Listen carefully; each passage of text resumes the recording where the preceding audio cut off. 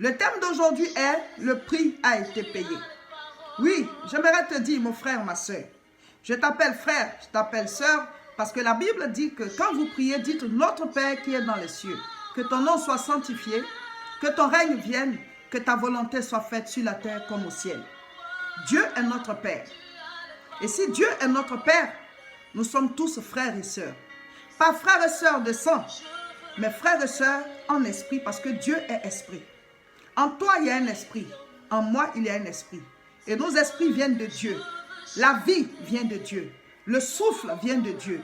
Le jour que Dieu retire le souffle, nous expirons et l'esprit part à Dieu, alors nous perdons la vie. Donc, je vous appelle frères et sœurs pour cela. Le thème d'aujourd'hui est « Le prix a été payé ». Le prix de quoi? Le prix pour le rachat de ton âme. Le prix pour le rachat de mon âme à moi. Le prix pour le rachat de l'âme de chaque être humain sur la terre. La Bible dit, dans Romains chapitre 3, du verset 23 au verset 24, « Car tous ont péché et sont privés de la gloire de Dieu.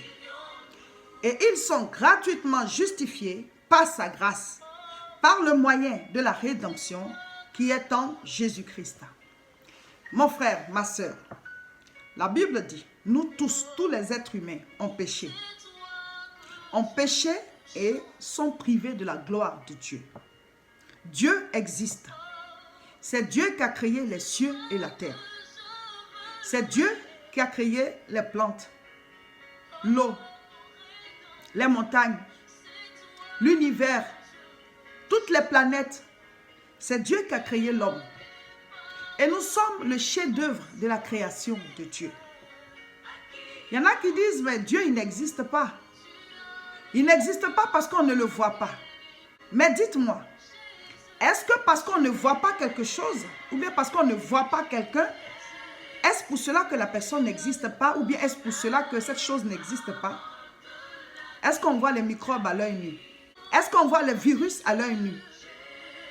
Le coronavirus qui présentement, le Covid-19, qui tue, qui décime des vies sur toute la planète, est-ce que ce virus est visible à l'œil nu? Non, mais il existe. Il faut un appareil pour les voir, les virus. De la même manière, Dieu existe. Mais il faut la foi pour voir Dieu. Il faut croire en lui. Il faut croire en son existence. C'est Dieu qui a créé toutes choses. Il nous a donné la vie. Notre vie a un commencement et notre vie aura une fin. Et vous le savez tous. Il y a la naissance et il y a la mort. Mais la Bible dit après la mort, ce n'est pas fini. Après la mort, il y a une autre vie. Et cette vie-là s'appelle la vie éternelle.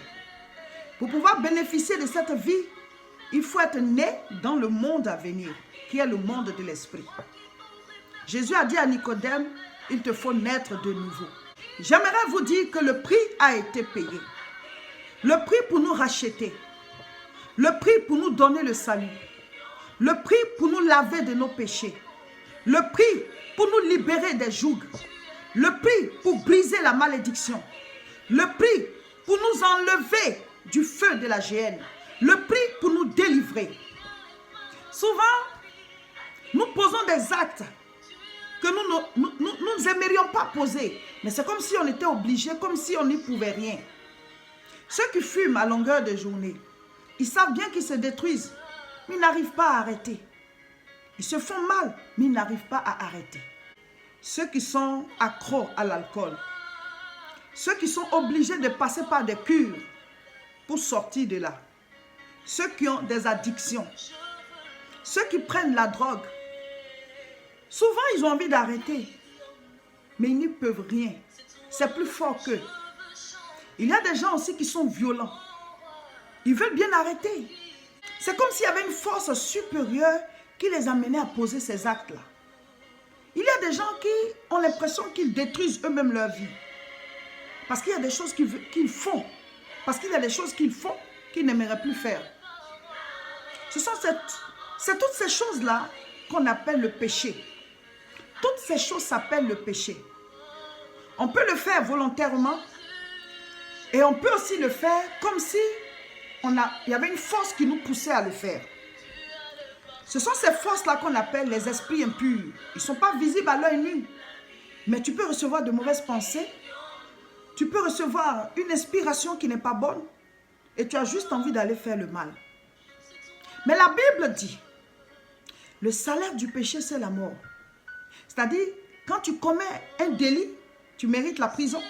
Tu mérites une sentence. C'est pareil aussi pour le péché.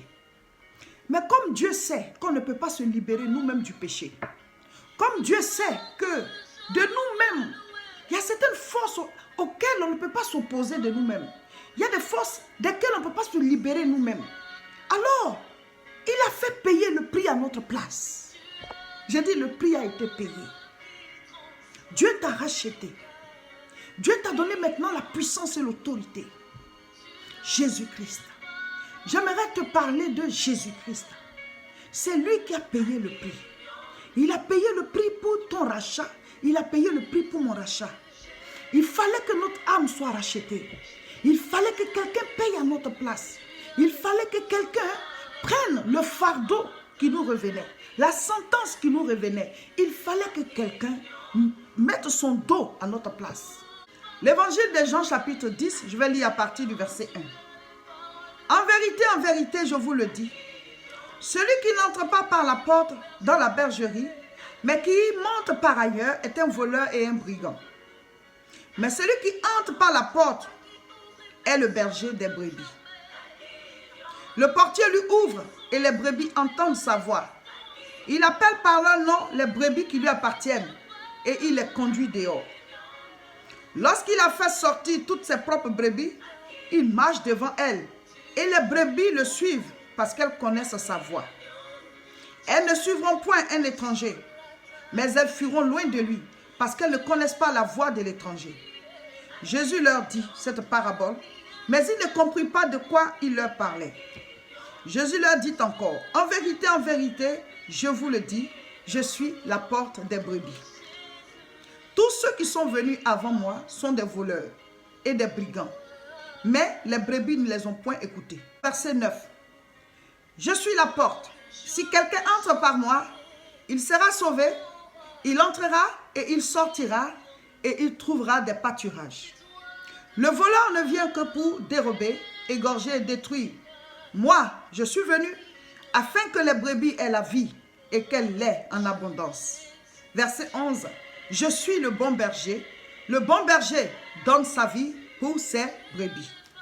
Mon frère, ma soeur, Jésus-Christ est le bon berger. Il dit qu'il est venu pour que nous, les brebis, nous, parce que Jésus a l'habitude de faire cette image-là, il est le berger, nous sommes les brebis. Donc, nous le suivons et il nous conduit dans de verts pâturages. Ça veut dire quoi? Si tu donnes ta vie à Jésus, si tu suis Jésus, si tu lui donnes ta vie, il va te conduire dans de verts pâturages. Il va te conduire dans une vie où il y a la paix, où il y a l'amour, où il y a la joie. Une vie avec Dieu, une vie de sainteté, une vie de gloire, une vie où tu vas te comprendre. Parce que souvent, on ne se comprend pas. Il y a beaucoup de choses au fond de nous qui ne vont pas bien. Dieu a envoyé Jésus-Christ mourir pour toi. Dieu a envoyé Jésus-Christ mourir pour nous, pour moi, pour chacun de nous. Donc, il dit, le bon berger donne sa vie pour ses brebis. Jésus a donné sa vie pour toi. Il est mort à la croix de Golgotha, là où chacun de nous devait mourir. Nous méritions la mort à cause de nos péchés. Le péché, c'est tout ce qu'on commet comme iniquité, tout ce qu'on commet qui n'est pas bon. Ce sont des délits spirituels devant Dieu. Tu peux regarder juste quelqu'un comme ça et puis tu n'aimes pas sa tête. Je n'aime pas sa tête, il ne me plaît pas. Souvent, on fait des coups bas aux gens juste parce qu'on ne les aime pas. Souvent, on parle mal, on se moque, on rigole des autres, on les critique. C'est de la médisance à tout moment contre les autres. Ou alors, on est méchant, on ne pardonne pas, on est rancunier. Toutes ces mauvaises choses qui sont dans nos cœurs et qui découlent de nous, qui agissent négativement dans nos lieux de travail, dans les écoles où nous sommes, dans les familles, partout, dans nos couples et tout ça, c'est ce que la Bible appelle le péché. Et avec le péché, on ne peut pas aller chez Dieu. On ne peut même pas vivre avec Dieu pendant qu'on est sur la terre et on ne pourra pas aller chez lui après la mort. Parce qu'après la mort, il y a une autre vie. Et il y a des gens qui n'y croient pas. Mais ce n'est pas parce que tu n'as pas vu les États-Unis que les États-Unis n'existent pas. La Bible dit après la mort, il y a une autre vie. Personne n'est mort pour venir nous dire que c'est vrai. Et personne n'est mort aussi pour venir nous dire que c'est faux. Donc, le meilleur calcul serait d'y croire, de vivre en fonction de ce que Dieu a dit. Et si on meurt et qu'on va qu'il n'y a rien, ben on n'aura rien perdu. Mais si on n'y croit pas, si on ne donne pas nos vies à Jésus, si on n'accepte pas le prix qu'il a payé pour nous, si on meurt et qu'on se rend compte que là-bas c'est vrai, tout ce qui avait été prêché était vrai, qu'allons-nous faire? Surtout que quand on meurt, c'est définitif. Il y a l'éternité, ça n'a pas de fin. Donc mes frères, mes sœurs, j'aimerais dire à chacun de vous que Jésus-Christ a payé le prix. Il a donné sa vie à notre place. La Bible dit l'acte dont les ordonnances nous condamnaient, il a effacé et il nous a libérés. Désormais, nous avons la vie en son nom. Le prix a été payé. Le prix a été payé. Je t'invite maintenant à accepter Jésus-Christ dans ta vie parce que le prix a été payé, mais il faut que tu l'acceptes pour que cela puisse s'activer dans ta vie. C'est comme si on te mettait un chèque, mais tu dois d'abord l'endosser avant de pouvoir recevoir la somme d'argent qui est sur ce chèque. Jésus a payé pour toi, il a payé pour moi à la croix, il a payé pour tous les êtres humains. Mais nous devons l'accepter afin d'activer ce salut dans notre vie. La Bible dit que Jésus te dit, je me tiens à la porte et je frappe.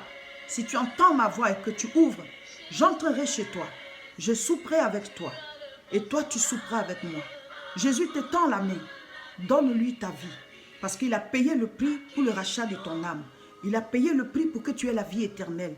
Il a payé le prix pour que tu sois sauvé. Dieu est saint, saint et saint. Il est 3 fois saint.